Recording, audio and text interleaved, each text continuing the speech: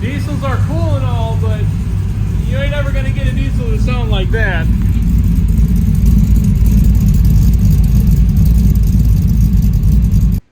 What's going on, YouTube? Happy 4th of July.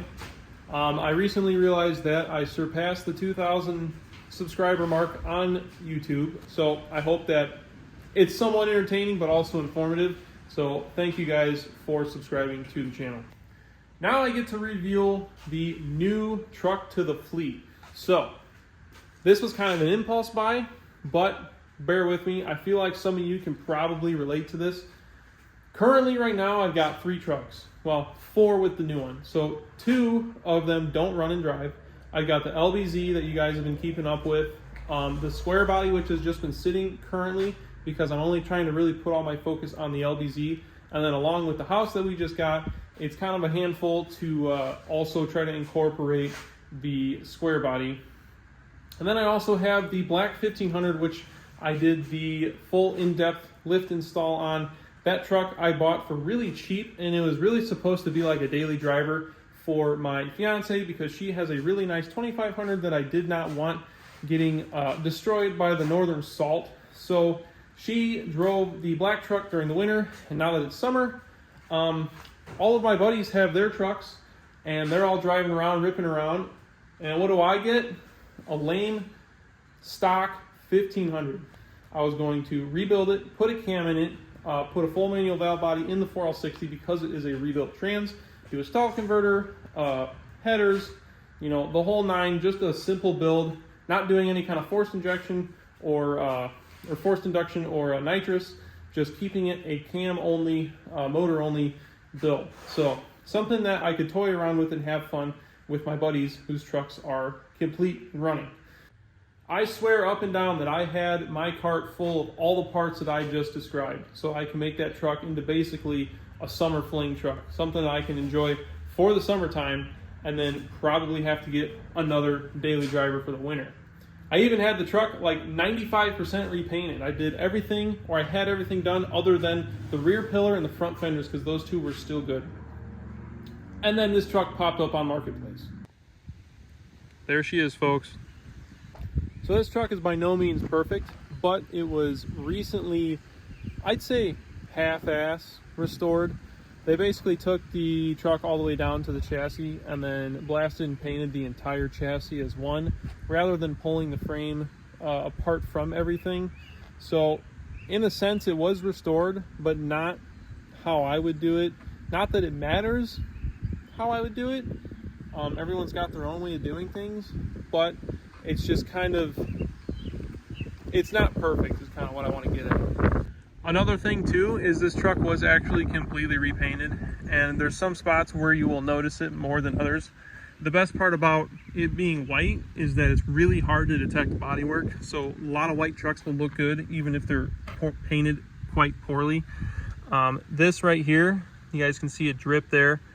Drip in the clear coat, not a big deal, it just has to be taken out.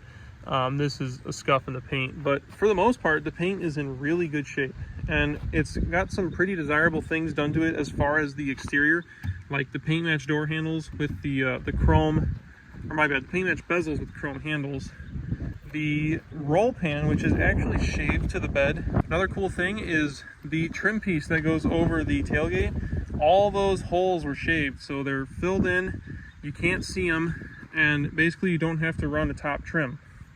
Same with the door handles, we have the paint match bezel and the chrome handle there. Otherwise, it's pretty basic on the exterior. Tow mirrors, which not a super huge fan. I'll probably put the small 1500 mirrors on it. It's just a personal preference, but it's got the painted caps, cab lights,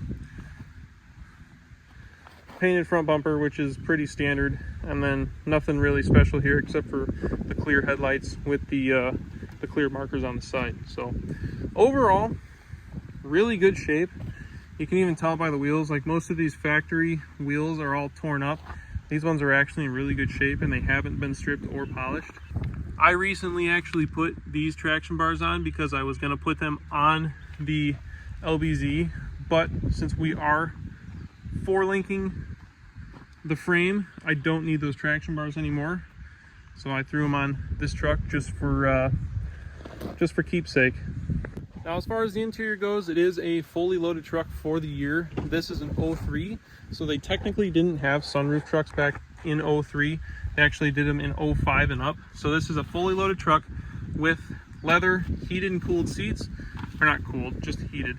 The headliner is in really good shape. The dash and all the plastics are in pretty good shape. Only thing that I see here is the center console has a bunch of holes drilled in it. I don't know if that's because it had like a CB in it or something crazy like that, but for the most part, it's in really good shape. Carpet's a little dirty. I think this truck was like a work truck before it had been restored, because there are some signs of which things are, I don't know, kind of dusty, dirty, messy, but for the most part, it was cleaned up. Now, for the rear of the truck, for some reason the locks don't want to go when you put the truck in park. It has a set of Rockford Fosgate subs under the seat. Really nice box, really nice combo. The amp is behind the seat here. It sounds okay. I think it needs to be dialed in a little bit, but came with the truck, so not a bad deal. As far as the engine goes, it's got pretty much everything I wanted to do to the 1500. So it's got a 6-liter in it. Supposedly it's an LQ9. It was rebuilt. It's got a set of 243 heads, which flow much nicer than the factory 317s. Chintzy cold air intake. As you can see, there is a choice of color here, which is purple. Wouldn't be my first choice, but it does look pretty good. The truck has Speed Engineering long tube headers. It has a cam. I'm not sure what cam it is. The Trailblazer SS intake, as you can see by the throttle body adapter here, this is the 4-bolt by 3-bolt, factory 3-bolt. And this is what makes me think that it was a work truck at one point, because a lot of the stuff here is stained. This truck did come from Georgia, and with the clay and whatnot, I mean, it's kind of all stained all over the place, along with the firewall. It's really hard to clean up. So that's what makes me think it wasn't super well taken care of prior to the rebuild. So other than that, it's got some Amazon catch can on it. Another cool thing is it does have electric fans. Something that I like doing with the trucks. You can actually program or go into the ECM and turn on the electric fan. They are in the interface, so it's nice to have electric fans over the mechanical. Doesn't sound like a semi going down the road. As far as everything else goes, supposedly it's got a rebuilt transmission. Not sure who rebuilt it. It shifts pretty lousy when you're on it in full throttle. I think I'm probably going to bring it in, have it checked out. It could just be like some crappy Jasper transmission. I plan on putting a full manual or a reverse full manual valve body in it, along with a ratchet shifter. It's specifically a toy, not something that I'm going to daily drive or tow with. The truck doesn't even have a hitch because of the roll pan. Nobody put a hitch back in it. So that's kind of the plan from here on. There's a couple things I want to fix, like when they redid the truck, they didn't touch the wiring harness, and there is still the old crappy corrugated loom on it. So I want to get rid of the crappy wiring loom, reloom the harness, and then also get rid of some of the things that aren't being used. So a lot of the harness was actually just tied up for like the second O2s, and then this truck also has an ABS bypass, so the harness was just kind of tied up. I want to go through and depin it if it's not being used. Give you guys a quick sneak peek of underneath the truck. Like I said, the frame was repainted along with the rest of the chassis. It is extremely clean, and that is one of the reasons that I bought it. It is much cleaner than the 1500. Another cool thing is it has a full 3-inch stainless exhaust with a 3-inch X-pipe, and then I believe the transfer case was also rebuilt. But this is one of the things that I'm talking about here. Here's the ABS module wires. They're just kind of hanging down here. And then so were the speed sensors for the front wheel bearings. So I had to pull the truck inside because naturally it started raining as I'm trying to film. So, like I said, it was sort of an impulse buy, but in the grand scheme of things, if I wanted to make the black truck anywhere near as close to as nice, I would have to basically pull the entire truck apart, and that would mean that I'd have 3 disassembled non-running trucks. So to basically alleviate that, it was a much better call to buy this, turn around and sell the black truck, and have this truck for the summer and enjoy it along with my buddies. So I've got something fun to drive while I'm building the other fun stuff, which is nice to have. We are also approaching our annual Silverlake sand dune vacation up in Mears, Michigan towards the end of July.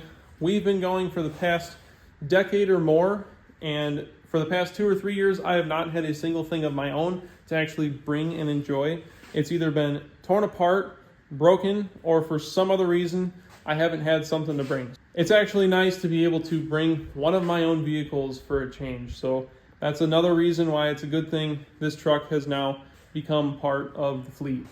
Other than that, you guys are going to want to stay tuned for the next video of this truck, because we will be doing a comparison between this cam 6-liter versus a stock fuel, stock air LB7 Duramax with a tune.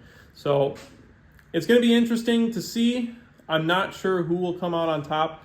I think the white truck has it in the bag, but this is going to help you guys decipher whether it's a logical decision to buy a diesel. I know right now diesels are the hype. They sound good, they blow black smoke, they're torquey, they're fun to drive, but man, I tell you what, they are expensive. So don't sleep on these 6-liter trucks with the correct cam, fuel, air, and tune. These trucks can be fun to drive, and maybe even quicker than a Duramax. So you guys will have to stay tuned for that video. Until then, I'll see you guys in the next one.